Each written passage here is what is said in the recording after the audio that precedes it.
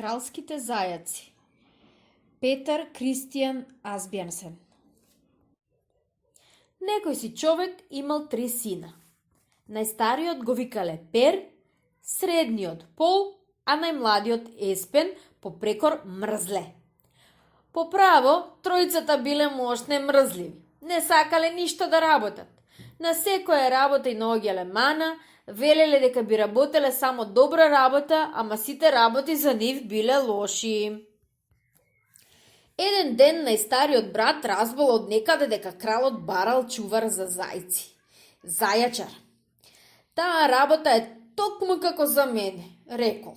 Клати врата, земај плата. Зајаците не се ни коњи, ни крави, не бараат ниту капење, ниту поење, ниту пак хранење. Неоти нешто ке работа, а честа не е малечка, кралски човек. Татко му почнал да го одвраќа. Остави ја, синко, таа работа, не си ти за тоа. Зајаците не се чавки да ги броиш по мешечки, везден лежиш дома, коските ќе ти скапат лежејки, а од пуста мрза не се ни помрднуваш. Синот не попуштал. Таков бил тој, што наумувал, тоа правил. Ја нарамил раницата на грб и тргнал кај кралот. Одел кој знае до каде дошол, кога на патот видел еден пен, а на пенот една старица. Се собрала старката како врзана. Туку не била врзана, ама носот и бил фатен во една цепнатинка на пенот, како во стапицата не можела да се помрдне. Штом ја видел, Пер почнал да се кикоти. Ха-ха-ха! Старицата се разлутила. Што си отворил уста? Му рекла. Подобро, ела да ми помогнеш. 100 години како не сум мрднала од тука. Трошка не сум ставила во уста, умрла од гладост. Пер почнал уште повеќе да се смее. Хе-хе-хе, да пукне човекот смеа. Штом си трпела 100 години, потрапи уште 100. И рекол Пер и си заминал. Најпосле дошол во кралската палата и побрал да го одведат кај кралот. Кралот седел на златен трон со круната на глава и облечен во мантија. Љубезно го примил Пера и тие брзо се договориле за се. Пер немало да работи ништо, освен да ги пасе зајаците, а наградата кралот му ја одредил по-кралски. Додуша, кралот му рекол дека ќе му изведат 3 фаши со нож од грбот и ќе го фрлат жив во змиерник, ако му избега макар еден зајак, ама Пер не сакал ни да чуе за тоа. Не се плашел, туку побарал да јаде. Утредента Пер ги потрел зајаците на пасе. Зајаците тргнале мирно и спокојно, собрани на куп, врвеле како јагниња по ливадата. Но штом ги дотрел Пер до своето стадо до шумата, зајаците како магесани се прснале на сите страни. Се загнал Пер да ги враќа, ама кај ќе вратиш зајак? Цел ден трчал по шумата, ги барал и пребарвал, ниту едно зајаче не можел да пронеде. Вечерта, мртов од умора, се вратил сам во дворецот без стадото. А во дворецот палачот веќе го чекал со остар нож во рака. Веднаш му изведал 3 фаши од грбот, а потем го фрле жив во змиерник полн со отровни змии. Си ја добил Пер наградата како што се договориле со кралот. По некое време и средниот брат Пол почнал да се готви за пат. Му се присакало и на него лесна работа. Што не правил татко му да го одврати, но и тој како брата си бил тврдоглав и не сакал ниту да чуе што зборувал татко му. Ја нарамил раницата и тргнал да се главува кралски зајачар. Врвел што врвел, и тој, како брата си Пер, ја видел старицата со носот пикнат во пенот и се повторило како со брат му Пер. Старицата го молела да ја помогне, а тој се смеел и си заминал. Дошол во кралскиот дворец, се спогодил со кралот, а потем се најалувал. Утредента ги потрал зајаците на пасење, а вечерта сам се вратил во палатата. Палачот веќе го чекал со ножот, му е усекал 3 фаши од грбот и жив го фрле во змијарникот. Дошло време Еспен да тргне на пат. Што сум полош од браќа ми, велел, а полесна работа од пасење зајци на вистина нема. Цел ден лежи си на сонце и гледај го стадото. Од таква работа е греото да се откажеш. Грешиш, синко, му велели нему татко му. И браќа ти така мислеа, па каде се сега? Работата е мощна тешка, а ти, како мува на мед, ке капнеш некаде и ќе окапеш. Подобро седи си дома, а за работа ќе се најде и тука нешто. Но Еспен не сакал ни да чуе. Без да мисли многу, ја нарамил раницата и тргнал на пат. Врвел така што врвел, огладнел. Гледа на патот еден пен. Ке седнам на пенушкана и ке си каснам, си рекол. Тргнал понатаму, гледај чудо, старица со носот сраснала во пенот. Добар ден, бабичко, ја поздравил Еспен. Што стоиш тука? Носот од пенушкова ли го точиш? Какво ми ти точење? Сакав трски да си наберам јадење за да си приготвам. Кога си го фатив носот во пенушкава, рекла бабата. 100 години како стојам враспенав, гладна и жедна и никој не се најде да ми помогне. Ти си првиот убав збор што ми рече. Сожали се, добри човече, помогни ми носов да си го извадам. Богато ќе ти се одолжам. Еспен брзо ја сипнал раницата, воврел еден клин во цепнатината и бабата го извлекла носот. А сега, бабичко, и рекол Еспен, седнувај да каснеме, токму е време за појадок. Извадил Еспен од раницата лепи сланина и дал на бабата. Старицата не чекала два пати да ја поканат.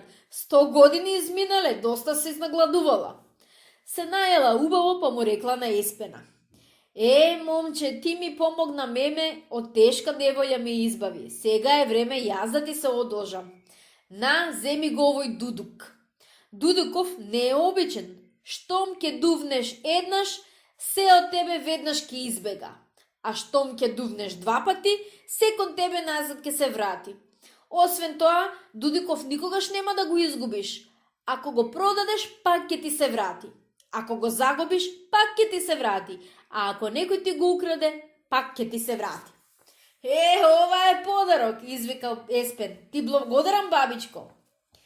Не, го питнал Дудукот под лавоков пазува, покриено млеко мачки не го локаат. Се простил со бабата и тргнал по својот пат. Дошол во кралскиот дворец. Таму како да го чекале. Кралет веднаш го зел за зајачар, му одредил добра награда и дури му ја ветил и керка си за жена, само ако ги чува зајаците добро. А ако не го чуваш стадото, му рекол кралот, пази се добро. Ке ти изведат 3 фаши од грбот со нож, а потем жив ке те фрлат во змијарник полн со змии. Согласен сум, рекол Еспен. Туку давајте нешто да каснам, зашто страшно огладнев од патот. Се најал Еспен, се наспал, а утредента во мугрите ги потрел зајаците в шума. Пред да излегол од вратата на дворецот им рекол на слугите. Пребројте си ги зајациве, да не си имаме после нешто расправија. Што ќе ги проиме, рекле слугите. Одамна си изброени, токму 99 зајаци. Штом се 99, нека се 99. И заминал Еспен. А кралот, уште не затворена вратата по него, наредил веднаш да го наточат ножот. Знаел дека никој не може да ги доварди зајаците. За тоа време Еспен спокојно ги пасал зајаците. Дури пасале по ливадата, биле мирни како јагниња. Нито едно не се одбивало. Сите оделе на куп. Така лека полека ги дотерал старото и до шумата, а тука, како магепсани, зајаците се распрснале на сите страни. Но Еспен не се обеспокоил многу. Добар ви пат, им рекол. Потем го извадил дудокот и дувнал еднаш да избегаат што подалеку од него, да спокојно да си полежи на тревичката и да се попече на сонце.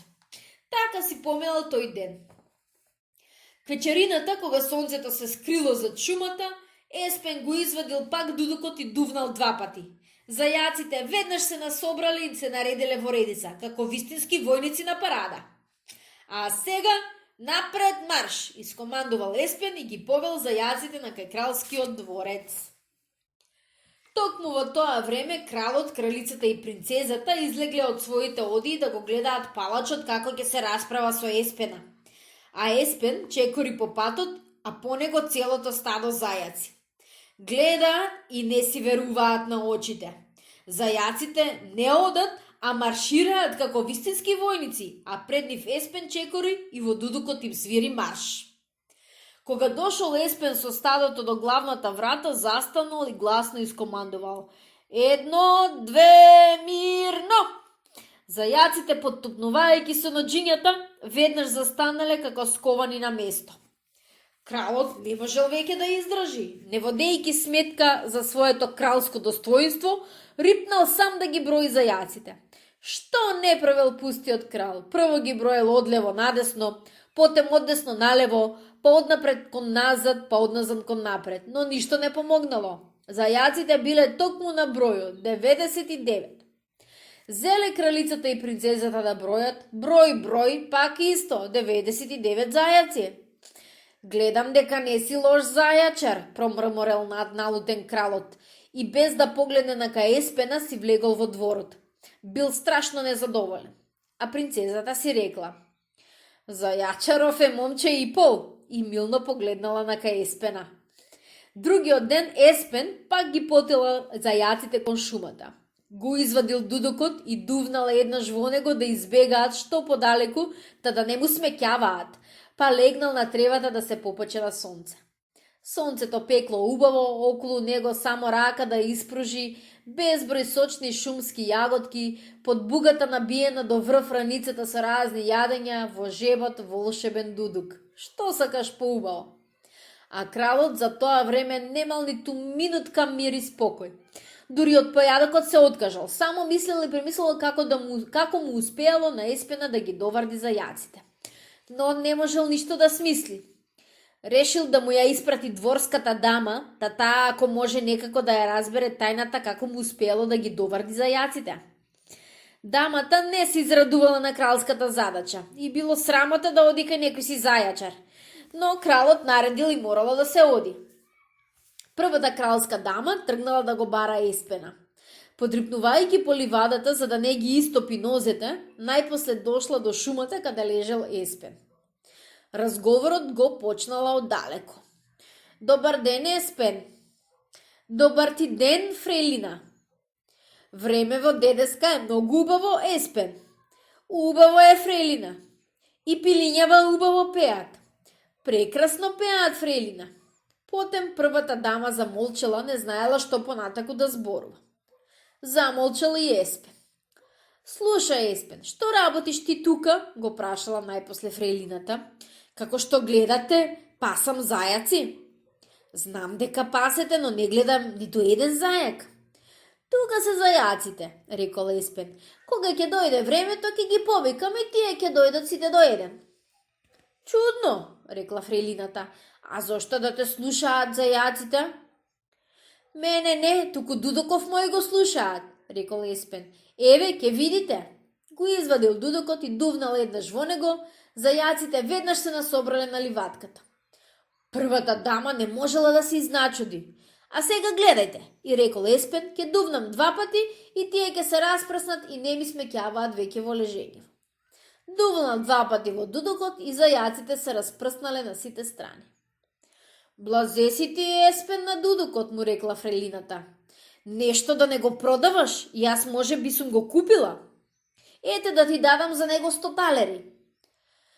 Благодарам, и рекол Еспен, 100 талери не се за фрлање, туку за ваков дудок се малку.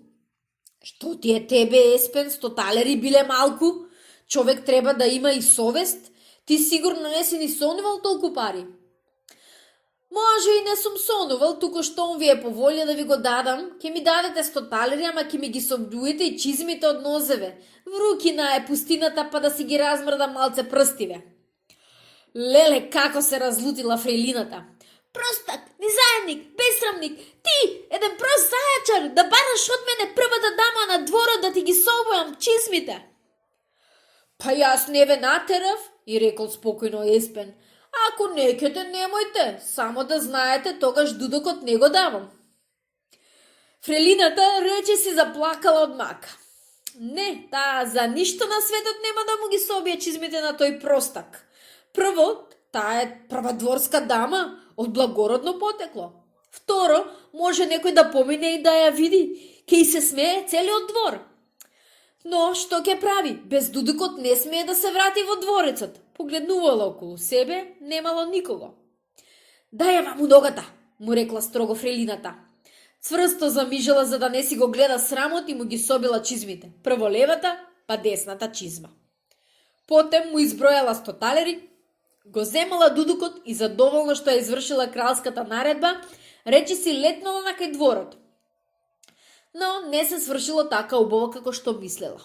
Кога дошла до дворецот, дудукот не бил во неа. Таа била готова да се заколне во се што дека не го загубила дудукот. Ништо чудно, зашто фроилината не знаела дека дудукот бил поволшебен од сите волшебни дудуци и дека секогаш му се враќал на стопанот, па макар некој да го купил или украл. Така и станало. Не минали ни неколку минути откако си заминала фрейлината, дудукот веќе му лежал в джеп на Еспена и тој вечерта пак се ги прибрал зајаците и ги дотерал во кралскиот дворец. Сите до еден. Идниот ден кралот и кралицата решиле да му ја испратат на Еспена керка си принцезата. Таа сигурно ќе му го измами дудукот, рекла кралицата. Така и сториле. Принцезата почнала направо.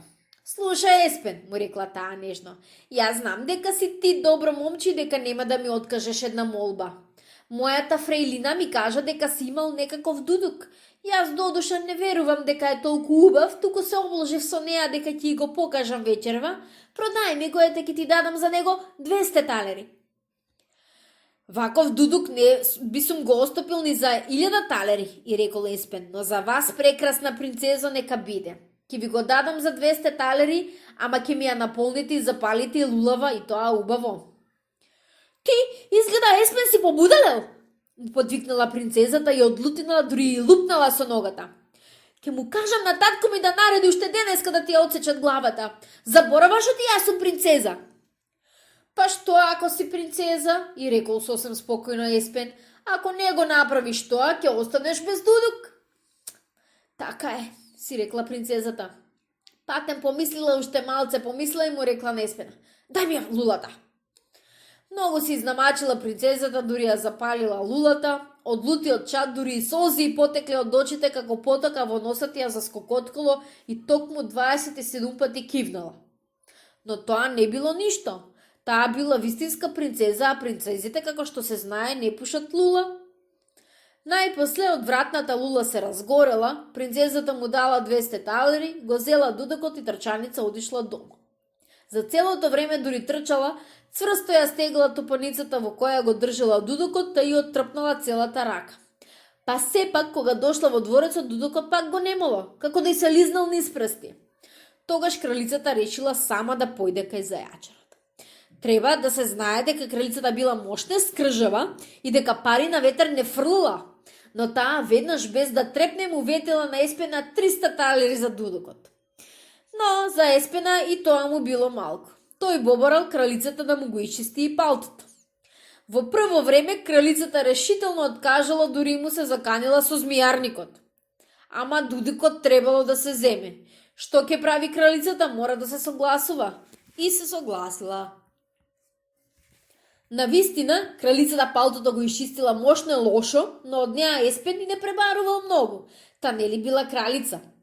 Земајќи го дудукот, кралицата што можела поцврсто го врзала во свиленото шамивче, а шамивчето го скрила во ракавиштето од сорки, ама тоа ништо не помогнало. Кога кралицата се вратила во дворецот, шамивчето било на место, а врзано како порано, но дудукот не бил во него.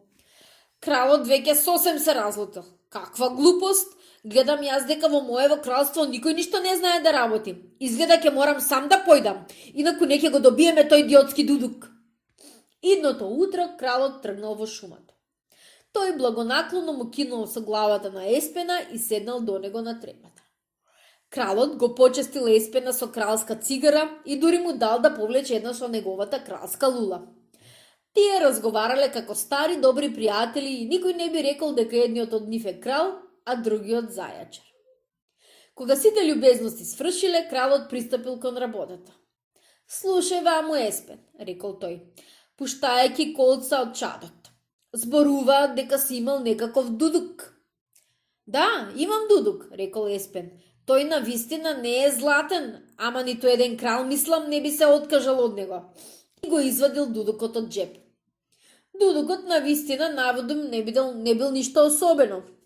Кралот долго го разгледувал и дури ја испробал неговата волшебна суба. Дувнал еднаш и сите зајаци се насобрале, дувнал два пати сите зајаци се разбегале. Да, прекрасен дудук, рекол кралот. Знам дека за џабе не годаваш, но јас сум крал и за се кралски пристапувам. За дудуков ќе ти дадам 1000 талери. 1000 талери, тоа се разбира не е малку, ама за ваков дудук цената не е мошне голема. Туку еве што. Го гледате го ли на вливатката белиот конј што пасе? Се разбира, тоа е мојот кралски конј. Ако сакаш ќе ти го дадам и него приде. Не, задржете си го за вас. А јас еве што сакам. Дајте ми мене 1000 талери и багнете го коњано и дудукот ќе биде ваш. Кралот бил мощно збунет. Слушај, Еспен, зар не можеш да измислиш некои други услови? Не, за ништо друго не сум се согласил, рекол Еспен и мрзливо се прозевнал. Па добро, само може ли конјот да се бакне преку свирлено марамче? Преку шамивче? Се замислил Еспен. Ами шавивчето кралско ли е? Се разбира, кралско е мое, а јас сум крал, значи шамивското е кралство. Добро, на тоа сум согласил. Бакнете го преку шамивче. И ете, представете си, кралот дошол до конјот, си го покрил мердите со шамивче и гласно го цмокнал конјот 3 пати. Потоа му избрал на Еспена 1000 талери, го зел дудукот и го ставил во кесето за пари, кесето во джеб, а джебот го запетлал со петлици. А не со не знам какви, ами со кралски, зашто на кралот и петлиците се кралски. На враќање во дворецот кралот ја повикал кралицата, принцезата и фреелината, го распетлал джебот, го извадил кесето, го отворил и што мислите? Дудукот како никогаш да не бил внатре. Тоа веќе било преку мера. Кралот така се разлутил, та решил веднаш да го казни Еспена.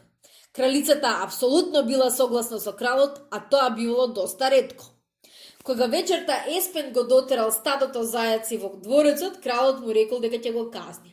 Еспен се зачутил. Не е право, рекол тој. Јас си го пасам стадото како што се договоривте и вие сте должни да не ме казните, ами да ми ја дадете керка си за жена. Глупости, рекол кралот. Реков ќе те казнувам и значи ќе те казнам. Јас сум крал и мојот кралски збор е непроменлив. Освен ако успееш да наполниш полна бочка со лаги и тоа полна преполна да претечат лагите, тогаш ќе те помилувам. Од тоа попросто нема, рекол Еспен, заповедете да докарат во дворот бочка. И почнал да раскажува се што му се случило на него, како тргнал да се главува зајачар, како стретнал на патот една старица која што си го стиснала носот, како тој помогнал да го извади носот и како за награда бабата му дала волшебен дудук. Сите се смеели на што е годниците што ги измислувал Еспен. И ете ти, раскажувал и понатаму Еспен, ти доаѓа кај мене првата дама на дворецот и почнува да ме моли за дудукот. Толку сакаше да го земе дудукот, та дури се согласи да ми слугува и ми ги симна чизмите. Прво левата, потем десната. Не е вистина, извикала фрейлината. Извикали и сите дворени. Не е вистина. Може би прво беше десната, а после левата, рекол Еспен. Не е вистина, лаже тој, викала фрейлината речиси плачејки. Па мене ми е и заповедено да не зборувам вистина, рекол Еспен. Целата бочка треба да ја наполнам со лаги. Слушайте подобро што стана понатака. Другиот ден дојде кај мене една принцеза.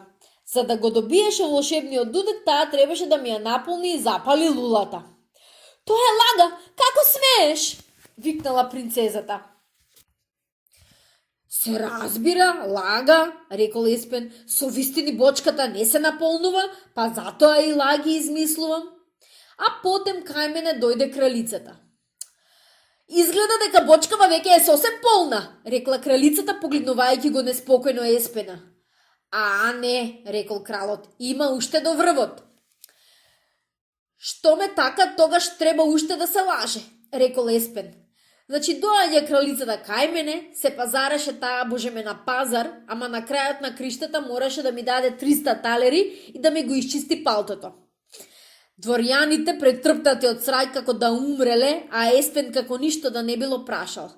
Како е бочката, дали се наполни до врвот? Полна е, брзо рекол кралот. Не, уште не е до врвот, строго рекла кралицата. Еспен се почешал по тилот. Што да измислам уште? Ми текна, по сите кај мене дојде кралот. А како во тоа време ливатката пасеше неговиот пел конј. Стој, извикал кралот, зар не гледаш дека лагите веќе претечуваат? И така кралот морал да ја омажи принцезата за прост зајачар и уште да му го даде половината кралство за да живее во неа Еспен како што сака, а на неговата кралска половина ни да не гледаа.